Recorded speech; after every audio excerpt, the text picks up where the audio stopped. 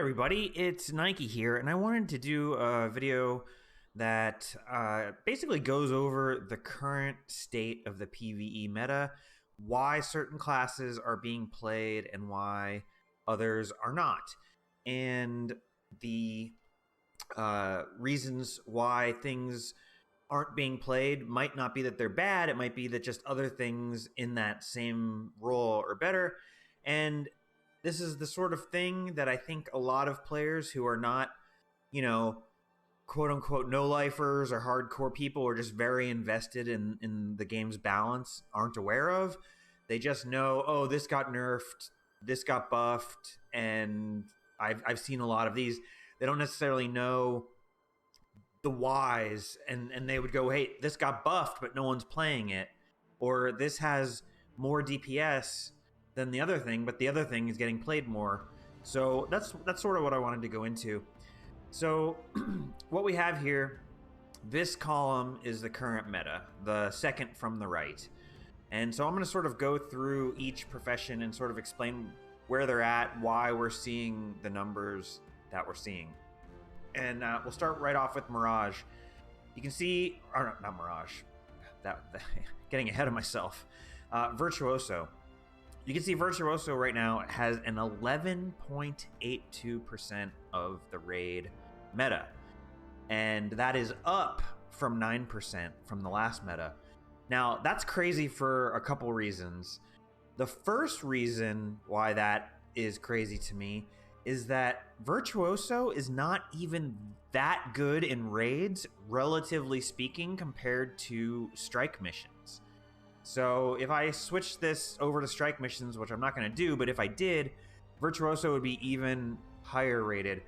The reason for that is Condi builds tend to be less favored in the raid meta because the fights are so short, and power creep being higher makes fights even faster, meaning power is more preferred.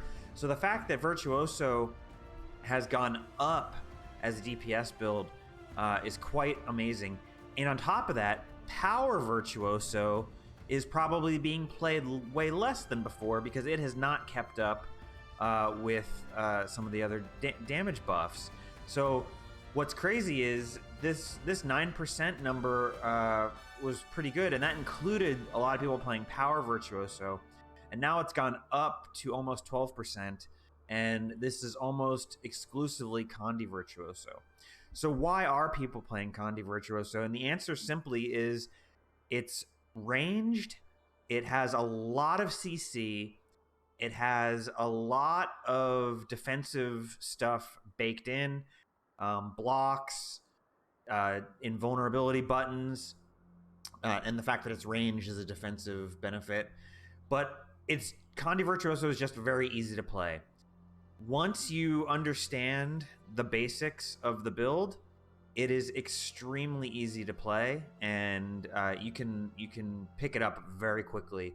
It's a build that I would highly recommend to any new players that are looking to get into endgame Guild Wars 2, especially if they are interested in the Mesmer class, because it's just busted. But anyway, that's basically it. It's just really easy to play, really objectively powerful. And if the power build was as good as the Condi build and as easy to play as the Condi build, Virtuoso would probably be somewhere around like 15%. So very, very strong. Next up, though, this tiny little sliver. This is Mirage. Mirage is 0.38% of the meta. That is abysmal. That means 1 out of every roughly 275 people that play in a raid boss is a Mirage. That's impossibly low. So the reason is, I don't want to go into it too much, but they nerfed Confusion, and Mirage was all about Confusion. And slowly they've been trying to give it other identity. They've been adding more Torment to it, and the upcoming balance patch that's coming at the end of November is going to make Mirage hopefully good again.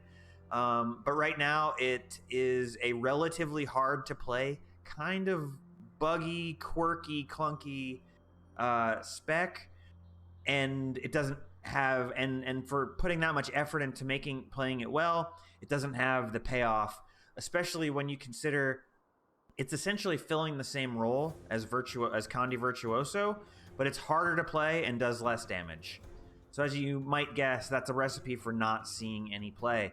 If you're a Mesmer main and you want to play Condi DPS, you are almost certainly going to play Virtuoso. Now that may change in the next patch, and also Alacrity Mirage is getting some buffs in the next patch, so maybe as a utility class, it's going to get some increase. But for right now, because Condi Virtuoso exists, it's basically unplayable. Next, we have Chrono at 5% of the meta, up from 3% of the meta. This is interesting because it didn't get too many buffs really to make it get this big jump. Two things happened which accounts for the jump. The first thing is that Quickness Herald got nerfed its DPS a little bit. What you will find is that really experienced, really good quickness Chronos can do basically the same or better, or basically the same as an equally skilled Quickness Herald. Maybe the Herald, if they're equally skilled, the Herald is slightly favored, but it's not crazy different. They have very similar numbers in raid groups when equal players play them. Not only that, Chrono has a lot of utility that is just impossible to find anywhere else, such as Portal, and it brings a ton of CC. So there's really a lot going for it, and I think people are sort of wising up to the reality that Chrono is for a quickness DPS support. It is a very viable choice compared to the Herald, and it's kind of muscled in there, and you see that especially in higher end groups. The higher end of the group, the more likely you are to see a Chrono. In random pugs, Chrono will be less prevalent. In speedrun groups, Chrono is going to be in every group, and you saw this sort of in the last raid tournament that Mighty Teapot ran. Every group in every wing had a Chronomancer, because Portal is just the thing that's going to speed up your clears faster than anything else. So Chrono was right in there. Moving on to Necro. Harbinger, 2.4%, up from 1.4%. So two things happened. Again, Herald, Quickness Herald got nerfed, which means that there's more opportunity for Quickness Harbinger to see play. And Quickness Harbinger, it's a Condi build. It does a little bit more damage than Quickness Herald, as I understand it. Granted, power is generally superior to Condi, but in this case, on certain bosses, Condi's gonna outperform. But what really happened is an internal Necromancer thing. Scourge in the last patch, the Soto release patch, you can see 18.7%. And now you can see the bar of Scourge is down to 10%. What happened was Scourge, when Soto came out, was doing like 48k or even 50k DPS. It was ungodly. It had a huge share of the metagame. Well, Scourge got nerfed back down to just being insanely good instead of the best build in the game. And what you see ends up happening is a lot of people are mains. They main a particular class, right? So they don't go, oh, Scourge got nerfed, so I'm going to switch to the next best Condi build, which is Virtuoso. Granted, some did that, and that's one of the reasons why Virtuoso went up. But what you do see is that a lot of people are like, I'm a Necro main. So when Scourge gets nerfed, they are going to try Condi Harbinger because it is a Necro build that can play Condi and does good DPS. So a little bit of the growth of Harbinger is due to that. And then Reaper, it was 4.8% before, 5.3% now. So a little bit of a gain, 0.5%, kind of holding steady, but I think what's really important, even though it hasn't got any balance changes, is that people are sort of waking up to how good Reaper is, especially in pugs. Reaper is very powerful. It has a lot of CC. It has massive AoE cleave. It has self-stability on demand. It's a very strong class, and it has very respectable DPS. So what you're seeing is, I think, a steady growth in Reaper's gameplay as people wake up to how good the class is, especially in pug groups, where you'll be top DPS and you will also be pretty tanky and pretty resourceful. All right, moving on to Ellie. Things are not looking so good. Catalyst was about 2% in Soda Release. It's down to 1.34. This is basically purely the result of the nerfs to the damage of the Warhorn. The Tempest Warhorn being given to every Ellie spec, we knew it was going to be busted. It was busted, and it got nerfed, and now Catalyst is down. I think the Ellie play rates are underrepresented of its power level. I think DPS Catalyst is very, very good. I think DPS Weaver is very, very good. And you can see Catalyst and Weaver have almost identical play rates. They're both very, very good. The thing is, at this point, I think the pug scene, for the most part, is afraid to play Ellie because they don't feel they'll be adequately supported.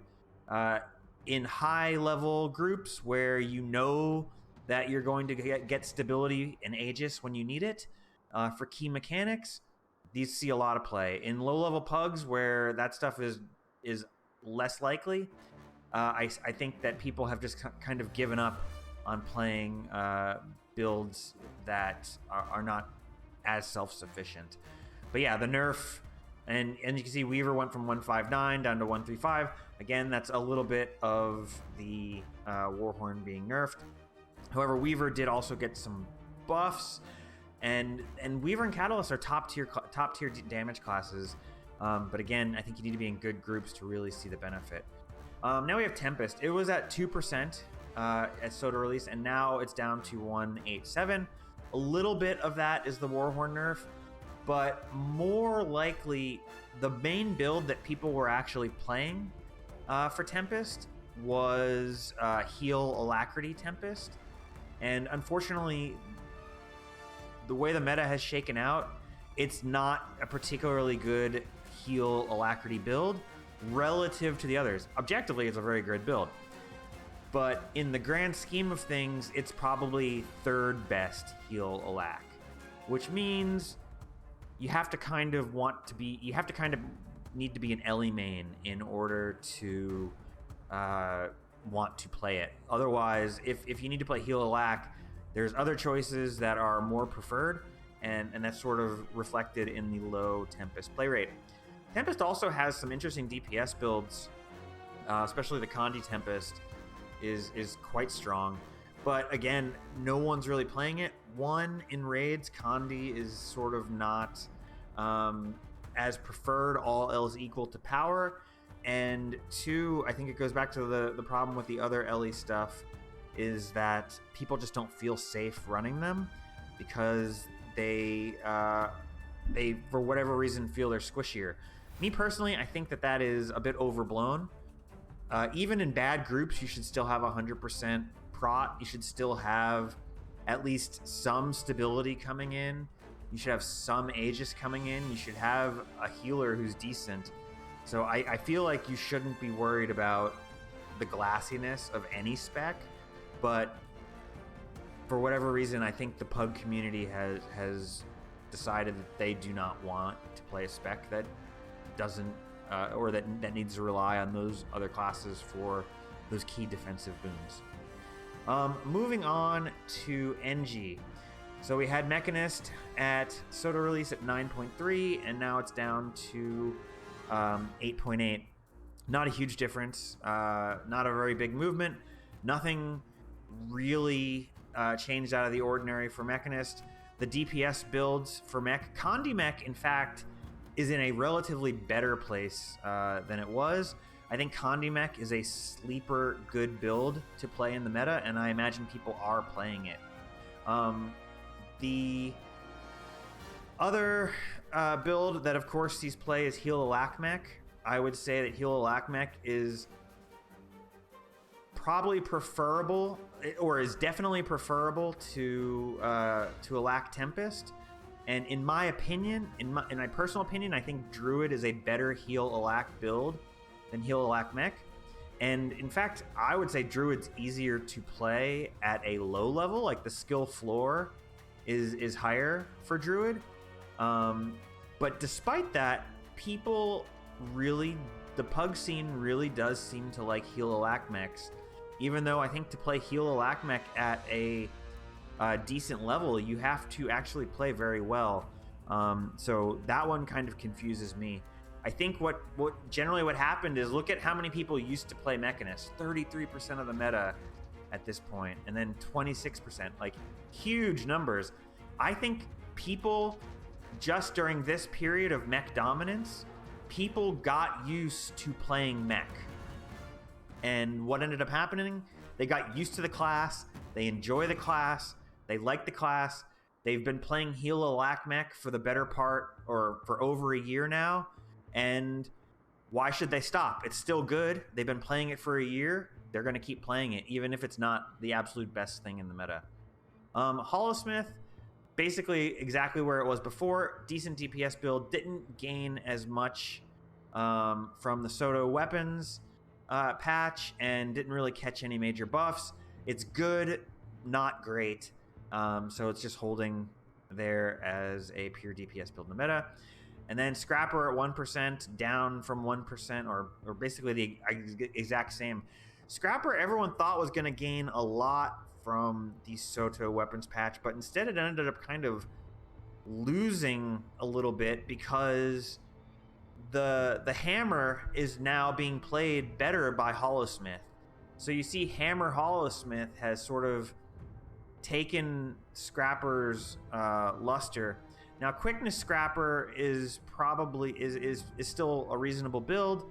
I think you'd have to. I think it falls victim to the same problem as Alak Tempest, except for the fact that maybe Quickness Scrapper is in like 5th place in terms of quickness builds.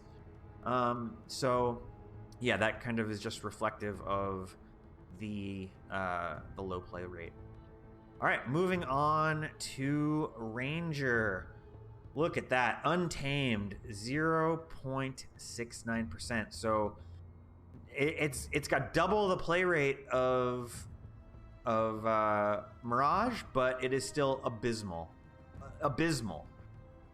Here's the reason why. The Soto patch gave its weapon, Hammer, which is really freaking good, and gave it to Soul Beast. And now Soul Beast has the Hammer, so Soul Beast has the best parts of Untamed, and now Soul Beast is big pumping. Untamed, it's a weird class that has weird traits. It doesn't have a lot of identity. It doesn't do anything to separate itself from Soul Beast. I think Soul Beast is just a more popular class in general. It's easy to understand what it does, and now that Soul Beast has the Hammer, it's just quite a bit better. Untamed is just really needs a lot of help at this point. So let's talk about Soul Beast. It's holding steady, 6.4 to 6.3. I mean, it lost a little bit, but you know, it's been you can see it's been very consistently around 6%. Here's the thing: Soul Beast is one of the best bursting power DPS specs, which means in high level groups, Soul Beasts are everywhere. Now, here's the issue with Soul Beast. Your elite skill, the name is escaping me at the moment, you can only have one per subgroup because they would overwrite each other. So at most you're ever going to see is 2 Soul Beasts in one raid group.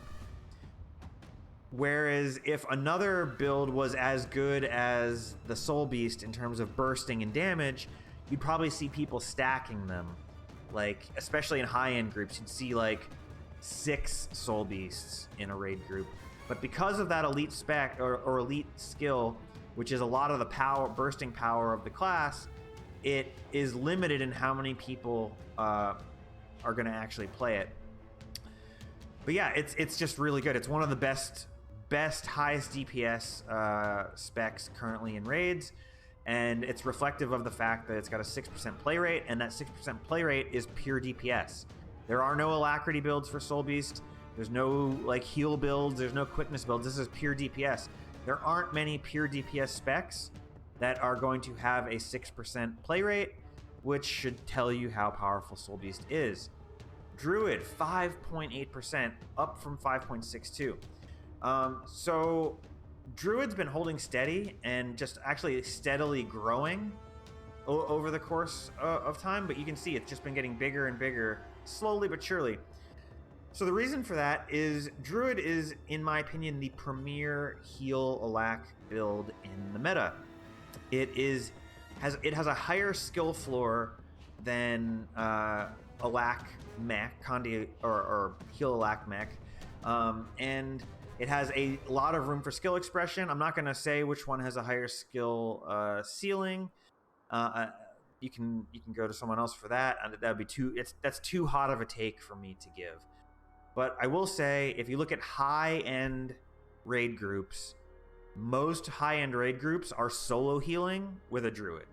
They are not solo healing with an Alack mech, and I think it's because druid has a little bit more tools. Druid has a little bit more CC, or a lot bit more CC. It has a little bit better access to certain key boons, and it has a hard res with the nature spirit. So it is a very overall good spec. Additionally, Condi Druid as a DPS build is a top tier build. And if you already know how to play the heal build, it's not that hard to learn how to play DPS as well. So what you're seeing is Druid's numbers. If I had to guess, I would guess that DPS Druid is around 1%, and heal Alack Druid is around 5% of this makeup. And I think that's pretty healthy overall, and it's kind of where it should be. I think if more people were confident in playing Druid instead of heal Alack mech, the play rates should almost be reversed, I would say. I think that's a case of the community getting one wrong. Now we come to Thief. Interestingly, Spectre has declined from 3.6% to 2.88. That's almost a 1/3 decline in Spectre play rate. I don't know what we can chalk that up to. Really, there's no reason for it to have declined, except for the fact that I believe, and this is my guess, is that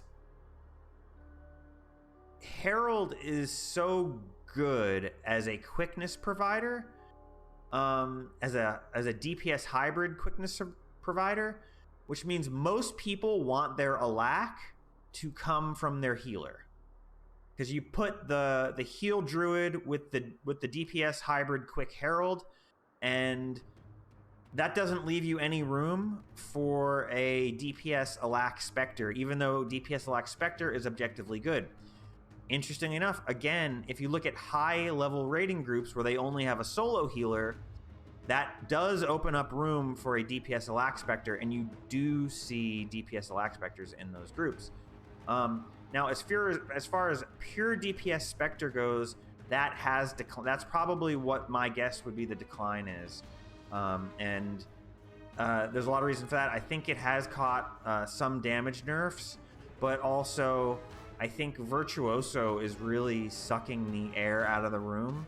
If you want to play a ranged Condi DPS build, pure ranged Condi DPS build, you're probably looking towards Virtuoso and not looking so much at Spectre. All right, next up, Deadeye 1%. It's holding steady. It's got, decent pure damage build, and that's basically all people are using it for. There's not too much to say. It's been kind of just a damage build that does decent damage, and some people think it's hard to play, some people don't. I don't know. Daredevil, it actually gained a little, which is kind of surprising to me. Daredevil is going to be a big bigger part of the upcoming balance patch, so it'll be interesting to see if Daredevil improves.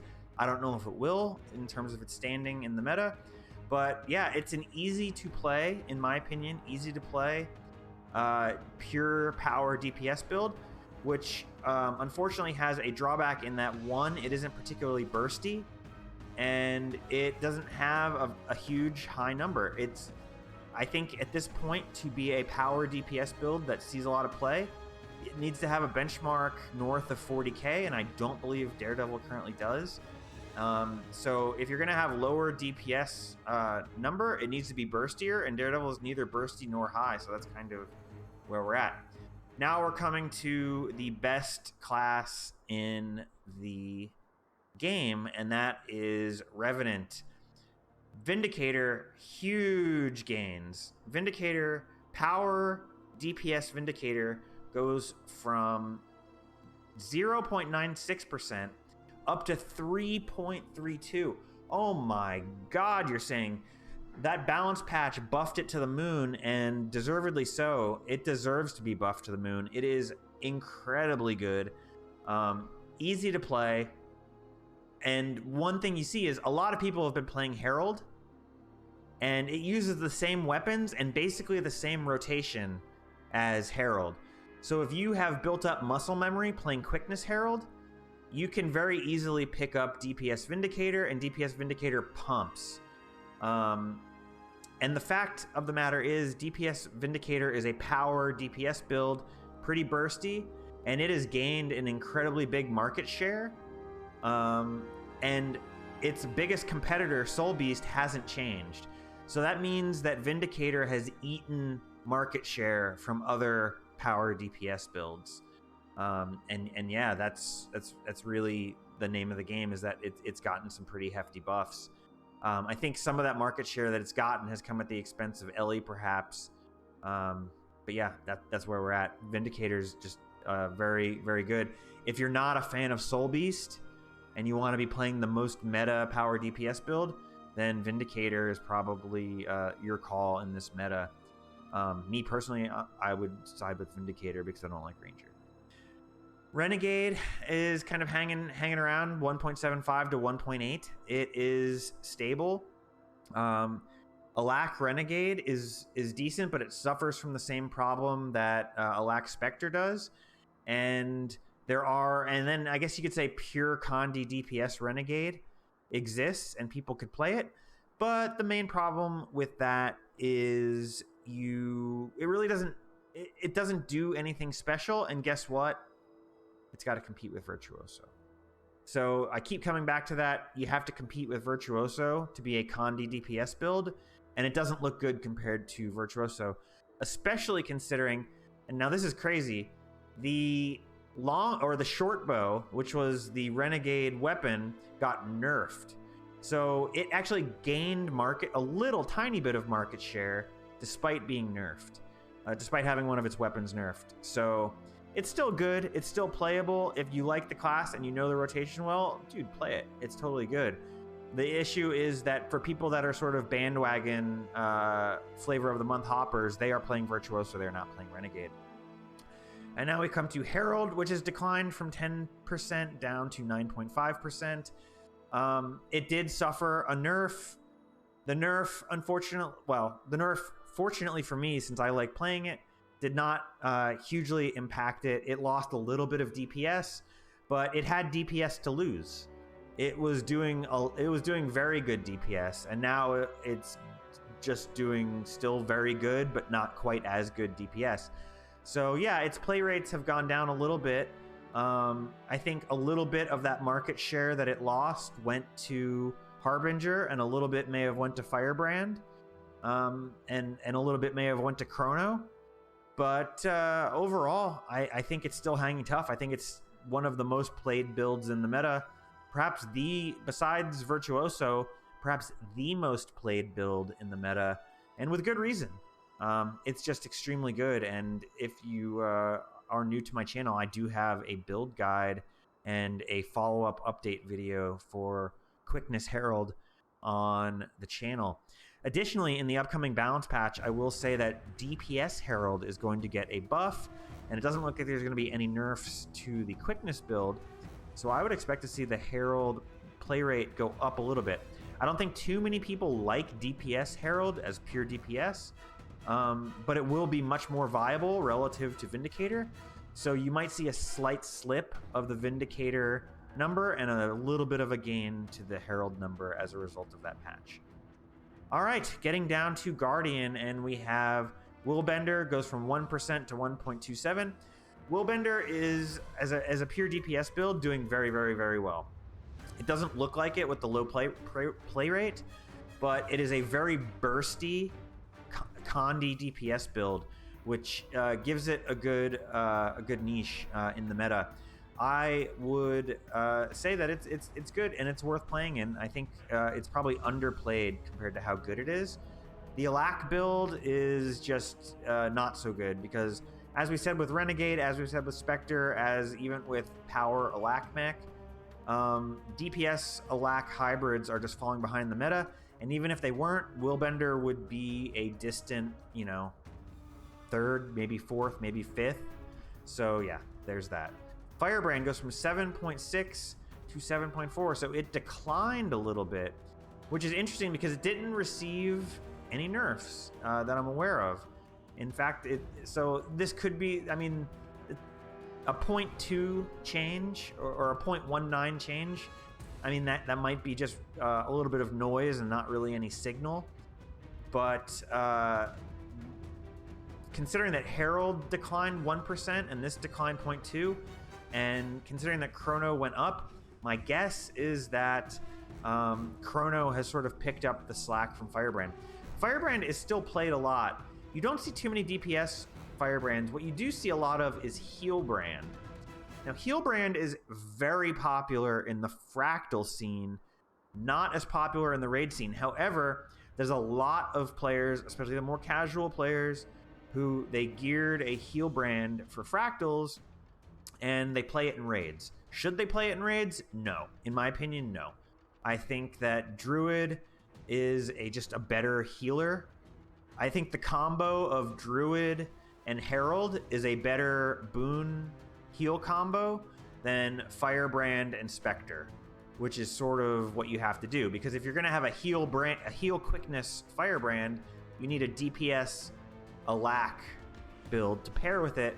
And I think the combo of Druid or Heal Mech and Quick Herald is better than the combo of Healbrand and Spectre. So, and I think Firebrand as a healer is a bit, or quite a bit overrated. I don't think it can push out the big pumping burst heals that Druid or even Heal Mech can do. So my thought process on that is it's kind of understandable why that's declined a little bit, but again, it's still one of the most popular builds in the meta, and I think the popularity is mostly the same thing I said with Heal Mech. People during Heal Mech's period of domination, people got used to playing it, they geared it, they enjoy it, they know it, and so they're still playing it even if I don't think it's currently the quote-unquote best. Firebrand has been big for a very long time. A lot of people have this build geared. A lot of people are used to playing it. Therefore, Firebrand is going to see play in the meta no matter what, unless it gets Omega nerfed, which isn't likely to happen at this point. In fact, Firebrand is likely to get buffs in the future just because its position relative to some other builds is slipping a little bit, in my opinion, balance-wise. And then Dragon Hunter 1.3 from 1.0. So gaining gaining a third market share is pretty good.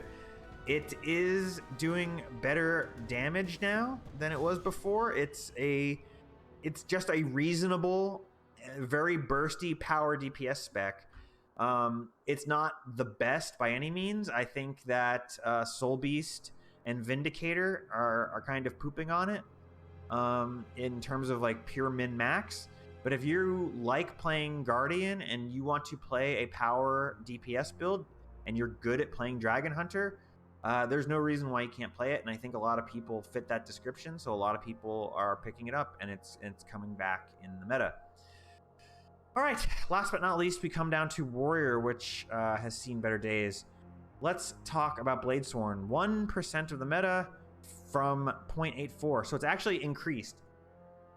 I would reckon to say that DPS Bladesworn, which is what this 0.84% was, has declined.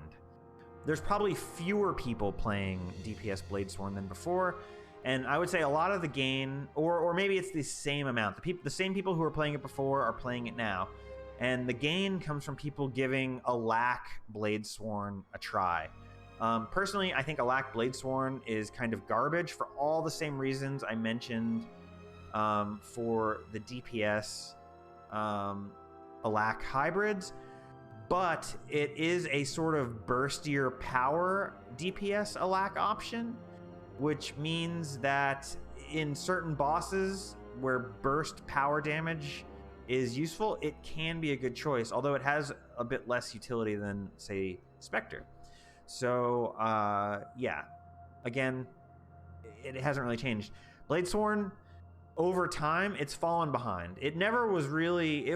there were times where it was very good, very prevalent in the meta as a pure DPS build, but what's happened is it's received no major nerfs, but it hasn't benefited from the same power creep that some of the other DPS specs have gotten. There was a time when Bladesworn at, say, 41k damage would have been the very top of the meta, and everyone in high-level play would be playing it.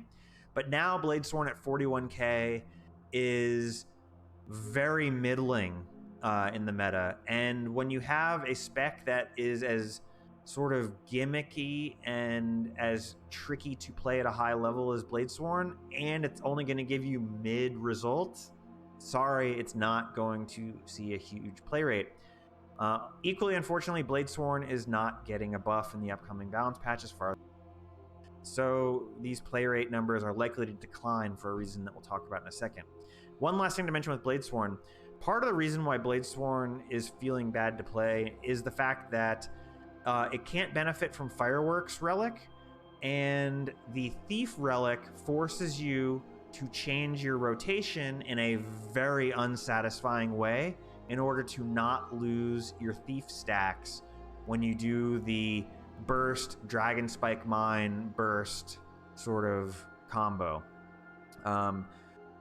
Doing Dragon Slash, Dragon Spike Mine, Dragon Slash, that's a huge amount of damage. But if you do that, you will lose your Thief stacks for the second Dragon Slash, which is a huge amount of damage to lose. You don't want to lose 5% damage. So you have to go Dragon Slash, Dragon Spike Mine, like attack with your Gun Saber, and then like an auto, like one of your Gun Saber 2, 3, 4 skills, and then you can do another slash. It feels horrible and it looks really bad. And I was hoping that in the next Soto content patch, we were going to get a new relic that might be something for Bladesworn, but unfortunately not. So I think Bladesworn is going to decline. Next up, we have Spellbreaker. It goes from 1.4 to 1.8. So it's a pretty decent gain for Spellbreaker. Spellbreaker was at like 2%. It had benefited majorly from power creep back at these patches, but has since been declined, not because it got nerfed, but because other classes caught up to it in power creep, and now it's kind of just balanced. And it was down bad at Soto release because it had a bug that was making some of its skills hit for less than they should, but the bug is fixed and it is back to its normal power level now, and it's very, very good. But again, it's a power DPS spec, and it has a couple pros and a couple cons. The pros are that it has a ton of CC, relatively speaking, and a relatively easy to play rotation. It's very tanky in that you have permanent stab, essentially, and you have a lot of sustain in that you have adrenal health in the build. So it's very, very good in terms of that. The cons are that it's not particularly bursty. They're compared to Vindicator or compared to Soul Beast, it does not burst as hard. So when it comes to power builds, the things that are always going to be favored in the meta are the more burstier ones. If you have two 40k DPS power builds, the one that bursts harder is going to typically be the one that sees the most play. And Spellbreaker, while it has similar DPS to some of the other power builds, it's not as bursty, so it's not quite as preferred. However, I highly recommend it. It's easy to play. It's very forgiving in terms of the fact that, like I said, it's tanky with the heals and with the perma stab. So yeah, and if you're interested in that, I do have a guide on my channel that will get you up to speed on Spellbreaker and where it's at. So 1.84%, considering that Spellbreaker doesn't have a support build, and this Spellbreaker is just purely a DPS build, almost 2% of the meta being Spellbreaker is actually pretty good, in my opinion. In term balance-wise, it's kind of where it should be. If it was any more than this, it would probably be being, I would say, overplayed. And if it was any less than this, I would say people are sleeping on it. But yeah, it's kind of right where it needs to be. So now we have Berserker, which went from 1.3 to 2.1. So this balance patch gave Berserker some significant damage buffs. Power Berserker, I should say. Power Berserker is benching something like 43k DPS. Now, it's probably the top DPS build in the game. It's not as bursty as Soul Beast, but it has the highest sustained power damage of any power build in the game, and that is where a lot of it's coming from. Berserker is not a very forgiving build, and I know there's a lot of, you know, sort of elitists out there who will say, no, you're wrong, it's actually very easy to play. People who can't keep up their Berserk 100% of the time are bad. They can say that all they want. The average player cannot do it. You have to be a good player to do it, to keep up Berserker 100% of the time. You have to be very, very good. And you have to have a lot of practice. The average pug is not capable of playing Berserker at a high level. They simply are not. So what you end up seeing in pug groups is you see people playing Berserker who are very good, who are top DPS in the group or close to it. And you also see people playing Berserker who are dog tier, that are DPS racing the healers, because they just are not good. So you very rarely see a lot of mid Berserkers in your groups.